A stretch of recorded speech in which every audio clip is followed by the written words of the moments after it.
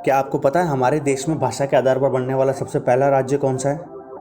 या फिर आपको ये पता है कि जम्मू कश्मीर का विभाजन किस दिन किया गया था और किस आधार पर किया गया था?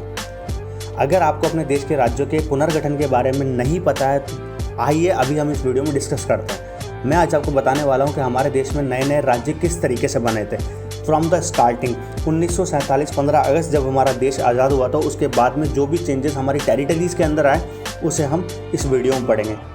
तो लेट्स गो।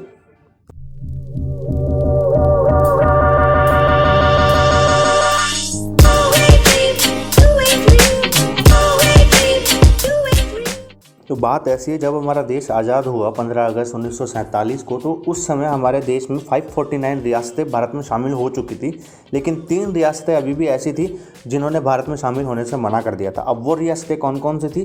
वो थी हैदराबाद, जूनागढ़ और जम्मू कश्मीर। लेकिन बाद में इन तीनों को भी हमारे देश में शामिल कर लिया गया था और हैदराबाद को सैन्य कार्यवाही के द्वारा शामिल किया था, जूनागढ़ को जनमत संग्रह के द्वारा शामिल किया था और जम्मू कश्मीर को विलय पत्र के द्वारा शामिल कर लिया गया था। तो जब हमारा देश आज़ाद हुआ तो आज़ाद होने के बाद में एक थोड़ा सा विद्रोह काइंड ऑफ थी और आंदोलन स्टार्ट होने लगे, जिसमें भाषा के आधार पर राज्यों के पुनर्गठन की मांग करने की जाने लगी। अब ये बात कितनी सही है, कितनी गलत है, या फिर एग्जामिन करने के लिए कि हमें भाषा के आधार पर राज्यों का पुनर्गठन करना चाहिए नहीं करना चाहिए, इस बात के लिए जो उस समय के संविधान सभा के अध्यक्ष राजेंद्र प्रसाद जी ने एक कमीशन बनाया, एक आयोग बनाया जिसे कहते हैं धर आयोग। यह आयोग एस के धर की अध्यक्षता में बनाया गया था और एस के धर थे इलाहाबाद उच्च न्यायालय के न्यायाधीश। इस आयोग में 4 मेंबर थे। अब इस आयोग ने पूरा एग्जामिन किया कि भाई ये बात सही है या नहीं है कि हमें भाषा के आधार पर राज्यों को बनाना चाहिए नहीं बनाना चाहिए, और दिसंबर 1948 में अपनी रिपोर्ट दी और इस रिपोर्ट में बताया कि भाषा के आधार पर राज्यों का पुनर्गठन अभी इस समय बिल्कुल भी सही नहीं है। अगर हमें हमारे देश में कंट्रोल अच्छी तरीके से करना है तो हमें भाषा के आधार पर ना बना करके प्रशासनिक आधार पर राज्यों का पुनर्गठन करना होगा। तो अब जो धर आयोग ने जो एक रिपोर्ट दी थी, उस रिपोर्ट पर विचार विमर्श करना जरूरी था और विचार विमर्श करने के लिए एक कमेटी बनाई गई जिसे लिंग्विस्टिक प्रोविंस कमेटी कहा जाता है। और ये कमेटी दिसंबर 1948 में बनाई गई थी कांग्रेस कार्य समिति के द्वारा और जयपुर अधिवेशन में ही बनाई गई थी। इस कमेटी में 3 सदस्य रखे गए थे, जिनमें से पहले थे जवाहरलाल नेहरू, दूसरे वल्लभ भाई पटेल और तीसरे थे पट्टाभी सीतारमैया। और इसी कारण इस कमेटी को जेवीपी कमेटी भी एक तरीके से बोला जाता है।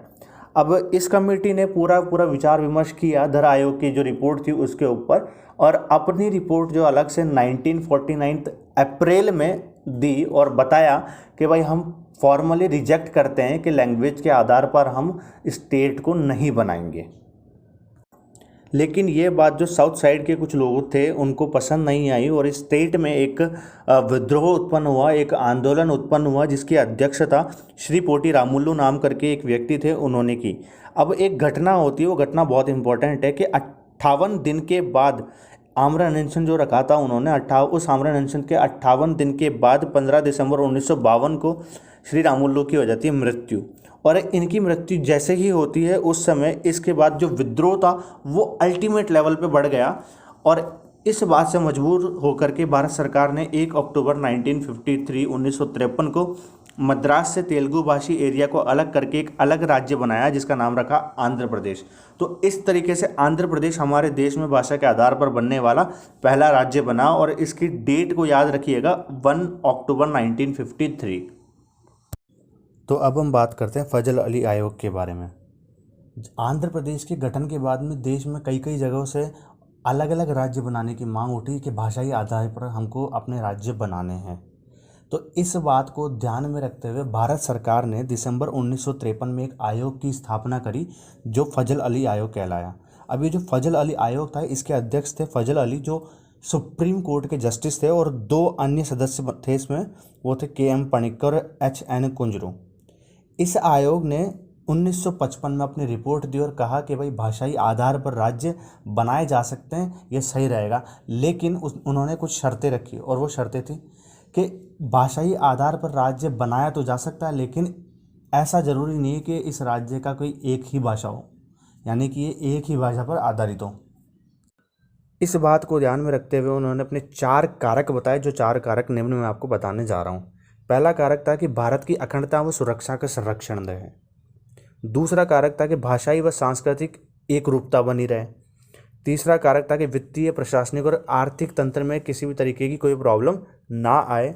और चौथा कारक था कि सभी राज्यों व पूरे देश के लोगों के कल्याण की योजना का संवर्धन हो। अगर ये चारों का कारक ही फुलफिल होते हैं तब ही जाकर के हम नया राज्य बना सकते हैं एक भाषाई आधार पर। तो फिर फजल अली आयोग की जो सलाह थी उसके आधार पर भारत सरकार ने हमारे संविधान में एक संशोधन किया। वो था 7वां संविधान संशोधन अधिनियम 1956। और इसके तहत एक आयोग की घटना करी गई, एक स्थापना की गई, वो थी राज्य पुनर्गठन आयोग 1956। तो इस आयोग ने फिर अपनी सीमाएं निर्धारित करी, राज्य बनाए। तो इस हिसाब से 1 नवंबर 1956 को 14 राज्यों और 6 केंद्र शासित प्रदेशों का गठन किया गया। अब ऐसा तो है नहीं कि सारी की सारी टेरिटरी अभी भी इंडिया के पास में ही थी। बहुत सारी टेरिटरी थी, जैसे गोवा, दमन व दीव और पौंडीचेरी काइंड ऑफ जो टेरिटरीज थी वो अभी भी फ्रांसीसियों के, पुर्तगालियों के हाथ में थी। तो नवंबर 1954 में जो फ्रांस ने अपनी जो भी बस्तियां थी, जो भी उन्होंने सिटीज़ बनाई हुई थी, पौंडीचेरी, यानाम, चंद्रनगर और कैरिकोल, इन सबको भारत को सौंप दिया और एक ट्रीटी साइन कर ली। और इन सभी को मिला करके एक पौंडीचेरी संघ राज्य क्षेत्र, एक यूटी बनाया गया। और साथ ही में क्या था कि 18 दिसंबर 1961 को भारत सरकार ने इन्वेड कर दिया, एक तरीके से विद्रोह कर दिया गोवा और दमन व दीव पर, क्योंकि ये जो टेरिटरीज थी ये थी पुर्तगालियों के हाथ में। तो इन पर एक तरीके से विद्रोह कर दिया और उन पर पूर्ण अधिकार करके उन्हें 12वें संविधान संशोधन के द्वारा गोवा व दमन व दीव को भारत का अंग बना लिया। तो ये तो थी हमारे उन टेरिटरीज़ के बारे में जो फॉरेनर्स ने एक्वायर कर रखी थी। तो अब वो टेरिटरीज़ हमारे देश में आ चुकी है। फ्रांस की देखें और पुर्तगालियों की देखें, दोनों की टेरिटरीज़ हमारे देश में आ चुकी है। लेकिन अब हम बात करते हैं कि हमारे देश में जो राज्य थे उन राज्यों में किस तरीके से चेंजेस आए, किस किस तरीके से हमारे देश के इंटरनल स्ट्रक्चर में थोड़े से चेंजेस आए, उनको देखते हैं। जहाँ पर आज का गुजरात और महाराष्ट्र हुआ करता है, उस समय पहले एक बड़ा प्रांत हुआ करता था, एक बड़ा प्रोविंस था, बड़ा स्टेट था जिसका नाम था बम्बई प्रदेश।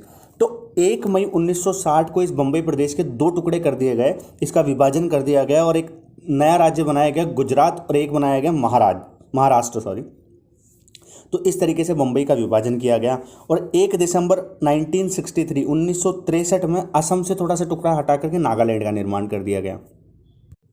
अगर साथ ही में तुलना में देखें तो जो आज का पंजाब है वो बहुत छोटा है पुराने पंजाब के में। तो पुराने पंजाब में बहुत सारे चेंजेस आए, लगभग 2 चेंज आए जिन चेंज के बारे में हम बात करने वाले हैं। कि 1 नवंबर 1966 को पंजाब से क्या करा, एक हरियाणा नाम का एक राज्य बनाया, हरियाणा।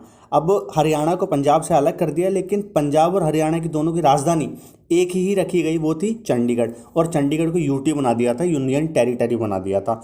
और उसी के जस्ट बाद में 25 जनवरी 1971 में पंजाब से एक भाग को हटा करके हिमाचल प्रदेश बना दिए, जहाँ पर हिमालय जिस जगह था पंजाब में, उस एरिया को हटा करके हिमाचल प्रदेश का नाम दे दिया गया।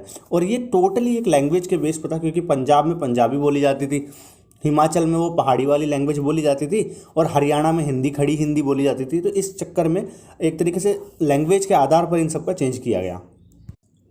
और फिर वापस में असम में चेंज हुए। तो 21 जनवरी 1972 को असम के थोड़े थोड़े पार्ट थे, जैसे साउथ का, नॉर्थ का, जो भी उसका पार्ट था उसको चेंज करके मेघालय, मणिपुर और त्रिपुरा, ये 3 नए राज्य बनाए गए। और 1974 में एक बड़ी घटना आती है, उस बड़ी घटना को हम थोड़ा सा पढ़ते हैं। तो अब आता है 1974 में एक बड़ी घटना हुई थी जो सबसे ज़्यादा इंपॉर्टेंट है इन सभी क्वेश्चंस में, तो हमको याद रखनी है। क्या था कि एक राज्य हुआ करता था सिक्किम नाम के, और सिक्किम में ऐसा था कि सिक्किम अभी भी ना तो चाइना में था और ना इंडिया में था, लेकिन इनडायरेक्टली वो इंडिया के पक्ष में था, इंडिया उसको हेल्प करता था। तो उस राज्य ने अपनी इंडिया में आने के लिए इच्छा व्यक्त करी, और इच्छा व्यक्त करने के बाद में भारत सरकार ने 35वां संविधान संशोधन किया 1974 में। और 26 अप्रैल 1975 को सिक्किम को भारतीय राज्य में एक तरीके से शामिल कर लिया गया। तो ये थी सिक्किम की हिस्ट्री।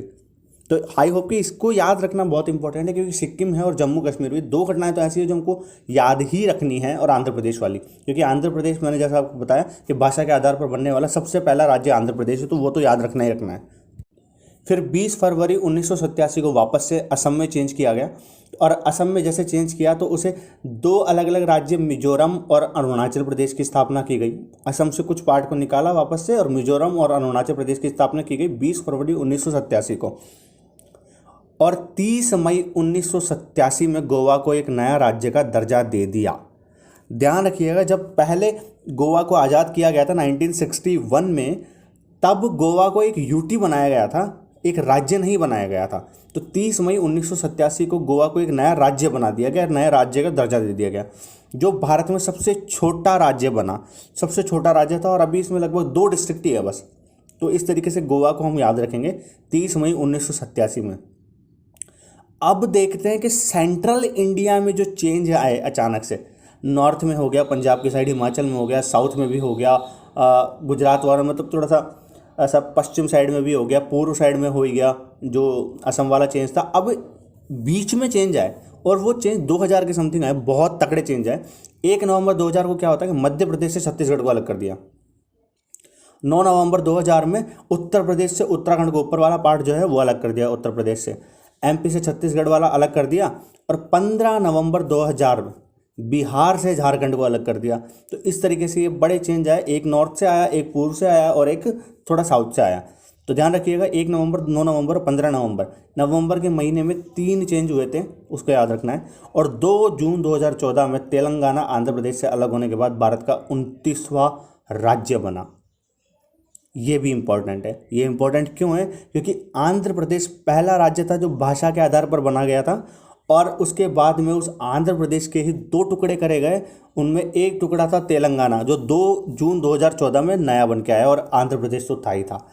और फिर इसके लास्ट में जो सबसे लास्ट में घटना होती है, सबसे ज़्यादा इंपॉर्टेंट है और लेटेस्ट घटना है, वो है 31 अक्टूबर 2019 की घटना। इस दिन क्या हुआ था सबको पता है, फिर भी मैं बता देता हूँ कि 31 अक्टूबर 2019 को जम्मू कश्मीर राज्य था, उसमें 370 को हटाया गया। आर्टिकल 370 के जो प्रोविजंस थे उसको हटाया गया और एक नॉर्मल राज्य की तरह उसको संज्ञा दी गई। और उसके बाद में जम्मू कश्मीर के 2 टुकड़े कर दिए गए और 2 नई यूटीज़ बनाई, यूनियन टेरिटरीज बनाई, जिस पर डायरेक्ट राष्ट्रपति का एक तरीके से शासन रखा जाता है। एक तो बनाई जम्मू कश्मीर जो छोटा बना, और एक बनाई लद्दाख। तो जो LOC के उधर वाला जो एरिया था जो पाकिस्तान ने एक्वायर कर रखा, वो लगभग पूरा लद्दाख में ही चला गया। तो जम्मू कश्मीर और लद्दाख करके 2 यूटीज़ बनाई गई और लेफ्टिनेंट गवर्नर यहाँ पे तैनात किए गए। तो ये था हमारा राज्यों का पुनर्गठन।